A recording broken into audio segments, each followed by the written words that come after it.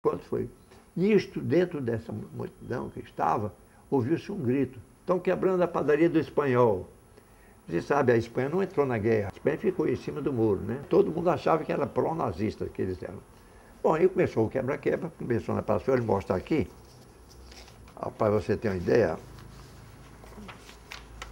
Isso aqui é o início da passeata na Praça do Ferreira. Mostra aqui para a câmera. Aqui sou eu. Isso aqui era os motoristas prestando solidariedade à nossa própria passeata. Aqui a chegada à Praça do Ferreira na época. Fotografia que eu tirei de cima do Marrechique. É. Porque Fortaleza era pequena. Isso aí era considerado com a multidão. Aqui é a loja pernambucana, que a esquina do pecado era aqui. Foi incendiada? Foi, né, foi depredada, saqueada. Esta, para mim, é a melhor fotografia. Aqui, não sei, levando ao retrato do Getúlio, Balsa Beto. Mas se você observar bem, esse cidadão que vai ao lado, vai levando uns pacotes de sapatos. Viu? Entendeu?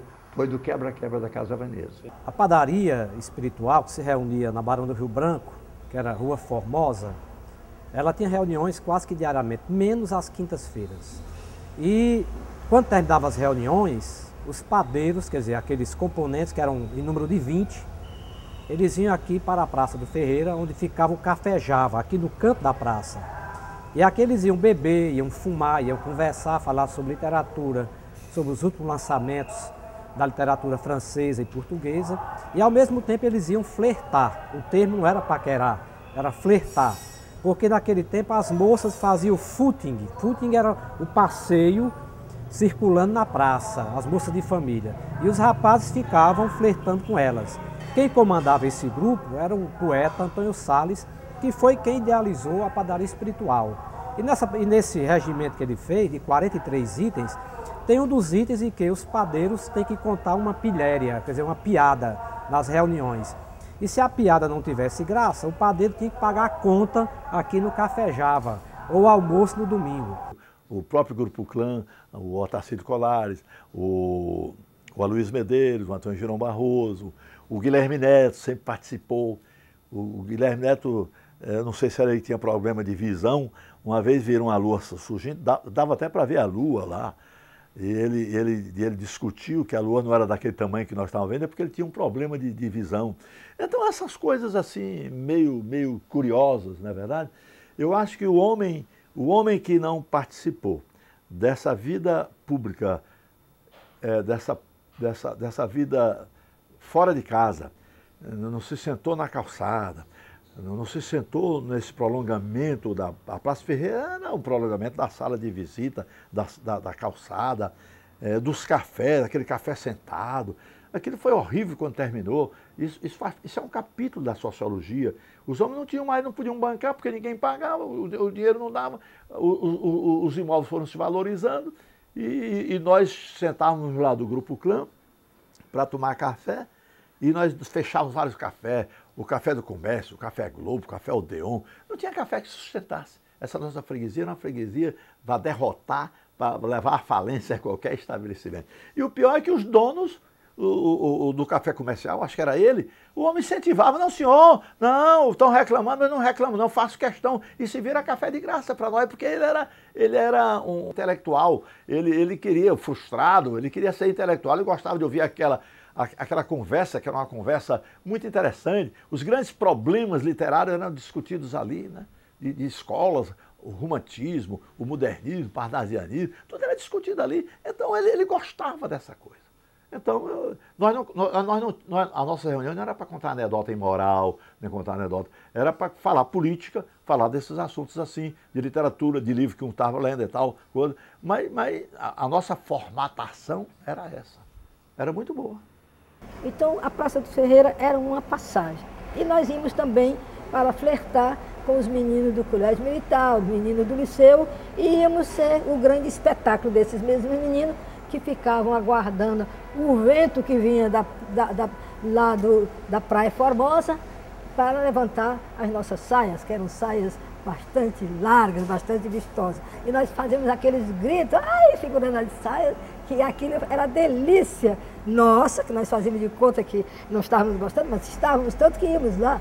Eu era tão vidrado em cinema que dia de domingo, por exemplo, no entorno da Praça de Ferreira, eu, às 10 horas da manhã, assistia no Majestic uma sessão de filmes de cowboy, de seriados que tinham na época. Às 2 horas eu ia para o Moderno e assistia um filme, que normalmente era o lançamento, dia de domingo, lançavam filmes novos. Às 4 horas eu ia para o Diogo, que era a seção chique da cidade.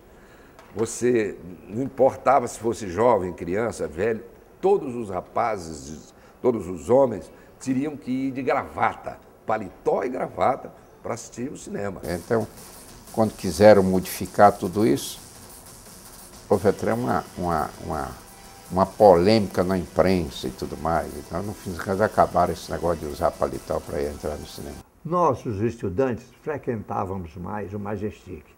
Por ser, em matéria de dinheiro, vamos dizer, monetário, era mais barato, né? E nós frequentávamos. Certa ocasião, o Cabo Zé Pires, então, combinou comigo para nós ficarmos. Porque quando terminava o filme, tinham 2 sessões. A primeira sessão era 7 horas. A segunda sessão era 8h30. Era a sessão chique, chamada. Por quê? Porque era a primeira mais popular. A gente entrava e saía o estudante, o comerciante, o comerciário e ia para o cinema. Os outros eram uma elite formada de médicos, de advogados, que iam acompanhando as esposas. E ficava numa antessala esperando terminar essa sessão. Exatamente quando terminava a sessão, quase das 7 horas da noite, a saída era ao lado visível daí, o pessoal saindo. Eu me pus perto do porteiro e o Zé Pires, na saída lá da porta, distante de mim, gritou pelo meu nome. Sim, diga também que o filme que ia passar tinha dado, a imprensa deu uma notinha que achava conveniente que se assistisse desde o começo o filme, porque o grande segredo estava no começo do filme. O Zé Filho veio, quando terminou o cinema, houve aquela movimentação do povo para se colocar, ele veio e lá e gritou: Tomazinho, Tomazinho! Eu fiquei calado, porque a senha era para, na terceira vez que ele me chamava, o povo era mais educado, o povo era educado naquela época. Então era fazer esse silêncio, né? Aí gritou: Tomazinho, segunda vez, na terceira vez, eu tenho o que é o Cabo Zé Pires? Ele: Tomazinho, eu quero dizer, aí todo mundo voltou para ouvir, que o criminoso do filme é o motorista do milionário. A revolta até aí, porque é como você vai ler um romance policial e tira as 4 últimas páginas e não sabe quem foi. Então foi uma revolta muito grande. E ao lado estava Paulino Barroso, dramaturgo cearense de grande família ilustre do Ceará. E ele ficava revoltado, ele de bengala na mão, e eu estava ao lado dele, ele gritou. Ele compreendeu que tinha sido uma pegadinha. Eu acho que talvez tenha sido a primeira pegadinha que tinha saído do Ceará. Aí ele bateu com a bengala no chão: Ceará, Ceará, moleque, eu me retiro daqui. Aí saiu.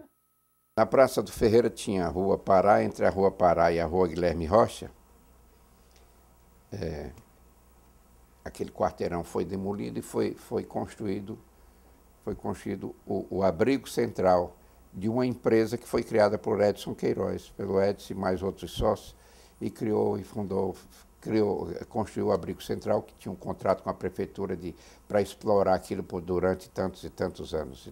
O abrigo central, para mim, como jornalista, era tudo, porque quando nós queríamos, às vezes, notícias, nós íamos para o abrigo, porque tínhamos certeza que íamos encontrar políticos, nós íamos encontrar pessoas do povo, nós passávamos, todo mundo sabia quem nós éramos, e jornalista, veja isso aqui e tal, olha a sujeira. Então eu vivi o abrigo central no seu momento mais rico, limpo, bonito, e fui testemunhando o seu envelhecimento decadente.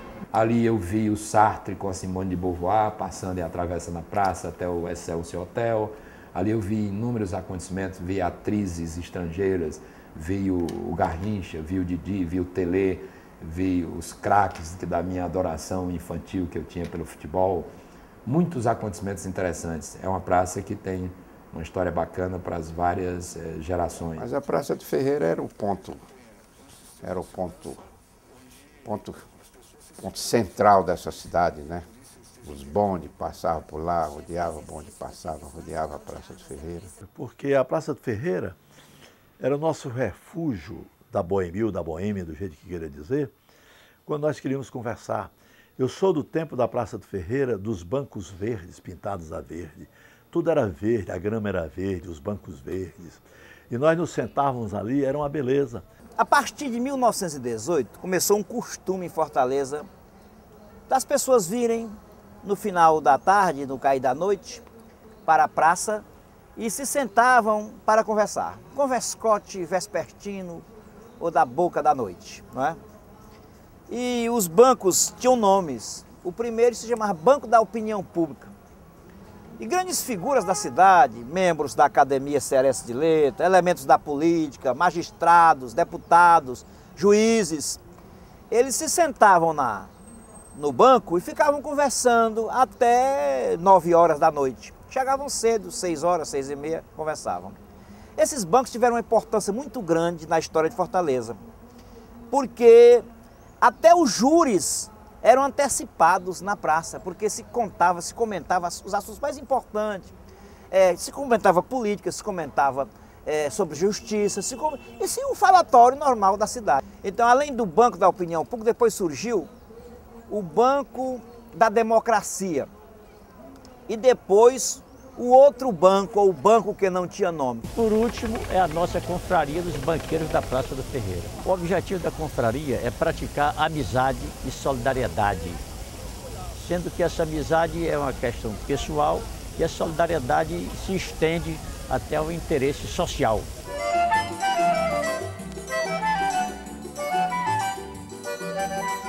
O bode ioiô circulou muito por essa praça, personagem de oposição ao governo. Ele, inclusive nas passeatas políticas, era a primeira criatura que ia, era o bode ioiô, porque diziam que era a encarnação de um poeta que tinha morrido aqui, indigente, né? Por essa praça, nos anos 20, passava o Chaga dos Carneiros. O que era o Chaga dos Carneiros? Era um cego, que ele mandava pintar os carneiros, um de verde, outro de azul, outro de amarelo, outro de vermelho, né? Ou encarnado, como se dizia na época. E ele era antirrepublicano, ele era contra a República, ele era monarquista. Então ele botava o nome dos carneiros, o nome dos presidentes da República. Um era Prudente de Moraes, outro era Floriano Peixoto. Então ele andava com esses carneiros e a turma contribuía com ele, dava esmolas, e ele tinha uma gaita, cantava, tocava. Esse é um personagem famoso. A personagem, para mim, mais forte da Praça do Ferreira foi a Burra Preta. Era um afrodescendente muito alto, né, com quadris muito avantajados, que se travestia e atravessava a praça, sendo muito apupado, sendo vaiado, mas ele não estava muito preocupado com a reação popular diante da sua passagem, né? Figuras exponenciais da literatura cearense se reuniam lá na Praça do Ferreira. Tinha daqueles também que se reunia muito na Farmácia Pasteur. A Farmácia Pasteur foi muito famosa. Farmácia espetacular, a Farmácia Pasteur dos Bezerra, de Moacir Bezerra, Farmácia Pasteur. E havia figuras que foram marcantes aqui, né? Aqui na Praça do Ferreira, né? Eu citaria o Padre Quinderé, que era um homem de uma verve impressionante. O Padre Quinderé era um piadista, era um homem de repente, muito amado na cidade, né? E também tinha o Quitino Cunha. O Quitino Cunha, primeiro foi Rábula, era um advogado, antes de ser advogado, e tinha muitas tiradas interessantes com o Quitino Cunha. Com aquela história você estava sentado na Praça do Ferreira e o banco quebrou-se. E ele disse, é a primeira vez que eu vejo um banco quebrar por excesso de fundos. Então assim iam as histórias, né? Não se sabe nem se é verdade.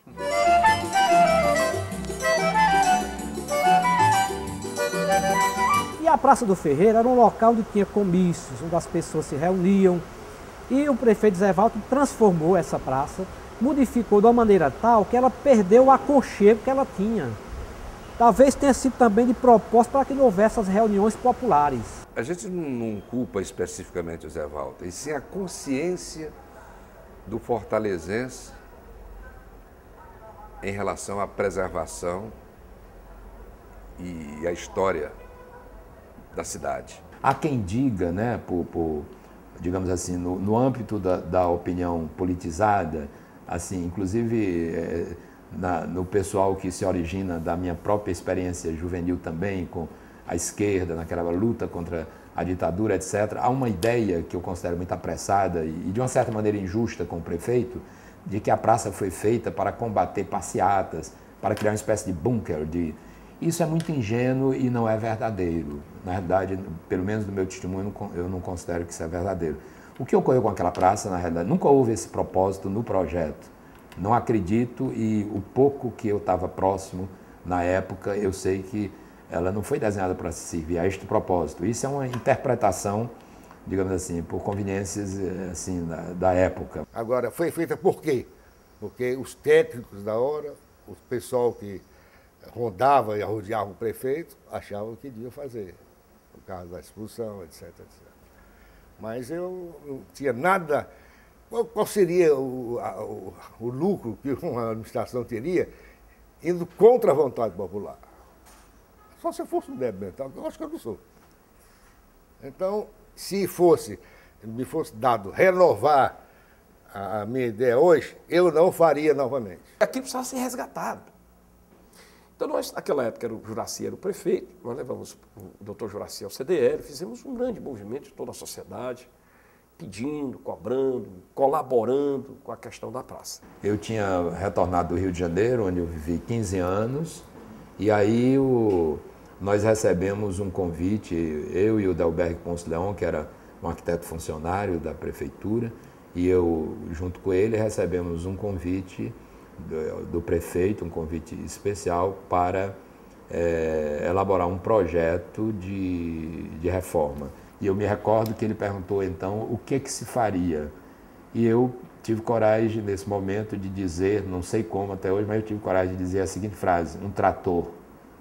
E ele riu muito, consultou todos os seus auxiliares. Olha o que ele está dizendo aí, passar um trator. Você acha mesmo passar um trator? Passar um trator. E realmente passou-se um trator naquela praça. E o Liberal de Castro, inclusive, veio ver a praça quando estava quase pronta e, tomando um cafezinho com as cafezeiras, perguntou: o que é que você acha dessa praça nova? E a cafezeira disse: muito bonita, seu Liberal. Agora, essa coluna da hora é um símbolo do machismo, essa coisa apontada para cima, enorme, não tem uma coisa que simbolize a mulher. E o Liberal de Castro lembrou-se que havia uma cacimba antiga no centro da praça. Ele voltou, chamou o Fausto Niro e o Delberg disse: cavem o buraco no centro da praça para poder simbolizar o feminino, a busca do interior da terra, da fertilidade. Quando se descobriu o cacimbão embaixo da coluna da hora, começou a se demolir as bases da antiga coluna da hora. Quando o Fausto chegou, ele disse: opa, peraí, pode parar.